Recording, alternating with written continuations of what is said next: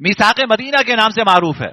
آپ نے ان یہودیوں کے ساتھ یہ معاہدہ کیا کہ بھائی ہماری تمہاری صلح ہے اور ہم ایک دوسرے کا احترام کریں گے، ایک دوسرے کی تعظیم کریں گے، ایک دوسرے کے مذہب کی تعظیم کریں گے، اور اگر باہر سے کوئی حملہ آور مدینہ پہ حملہ آور ہوگا تو ہم دونوں مل کر اس کا مقابلہ کریں. اس معاہدے کے 3 فریق تھے، یہود، انصار اور خود حضور جو آپ مہاجرین کو ریپریزنٹ کر رہے تھے.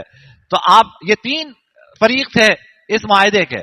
تو آپ نے ان تینوں فریقوں کو ملا کر ایک معاہدہ کیا کہ ہم یہاں پر امن و امان کے ساتھ رہیں گے، اور اگر ہمارے اوپر مدینہ پہ کوئی حملہ آور ہوا سب مل کر اس کا مقابلہ کریں گے. یہودیوں پہ اگر کسی نے حملہ کیا تو یہ مسلمانوں پہ حملہ سمجھا جائے گا، اور اگر مسلمانوں پہ حملہ کیا تو یہ یہودیوں پہ حملہ سمجھا جائے گا.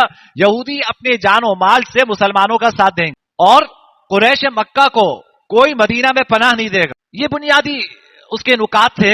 ان نکات کے مطابق میثاق مدینہ جناب نبی کریم صلی اللہ علیہ وسلم نے یہودیوں کے ساتھ کی. آج مورخین جناب نبی کریم صلی اللہ علیہ وسلم کی اس حکمت عملی پر جب غور کرتے ہیں تو داد دیتے ہیں کہ آپ نے ایسے زبردست سپہ سالار تھے اور اللہ نے آپ میں ایسی زبردست قائدانہ صلاحیتیں رکھی تھیں کہ آپ نے ایک وقت میں کئی محاذ نہیں کھولے اپنے لیے. آپ کو اندازہ تھا کہ میرا سب سے بڑا دشمن وہ مکہ میں، اور اگر میں آس پاس ہی محاذ کھول لوں گا تو پھر میرے لیے